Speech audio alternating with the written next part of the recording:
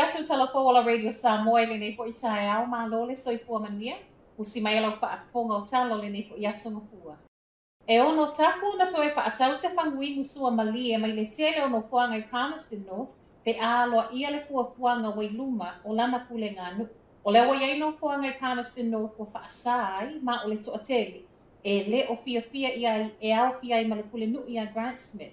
O no le pule nu wa mau tua tele le mamau o iai lea fuanga. Ma o lea fo i wato o tele tangata wa wha o atu fina ngalo i a teia. E le o awai le fuanga o le a whaasai whanguinu sua malie. O le fuanga nei a umona tu mai na wanoa i tangata lau tele whaali fina ngalo ai le whaamuta i a November.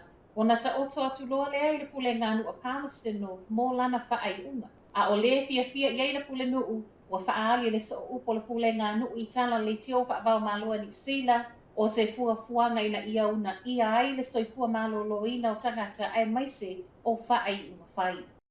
Ua toe a mata whewa e train se le vau puke koe ma bredo mat mai lea so. E silia ma le lua tau sanga o tau fia whewa inga nei a o ngā lulu le kiwi rei o le wha le leia a wala trains i le vau papakura. Wha a bea puke koe e ala i le whai o laina i tise. O le toe tatala i lea so se suinga le lei tele mo puke koe wha a bea nuu tu la latani.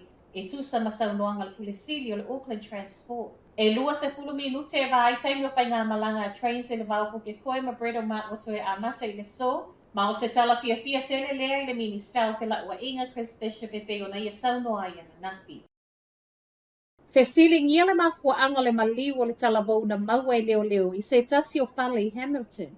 O le waweau le asa to na i lea na o wai leo i le whale i Forest Lake i le taulana. Ma e whaape ma watu o le iloa se isi, muli ai umalo na soifua. O le tamaita i tala vau se fulu iwa tau sanga wa maliu e tu sama reporti mai leo na nafi. O lo o whaasolo so e so enga pe na whaafefeo na maliu.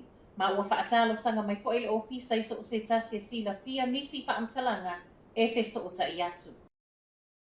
O whaasolo nei fo iso e so enga le ofisa i tangata to alua ngā lulua i le vaengo pangota i whale whaamasino. Lea na toe whaau o lima i aile pangota.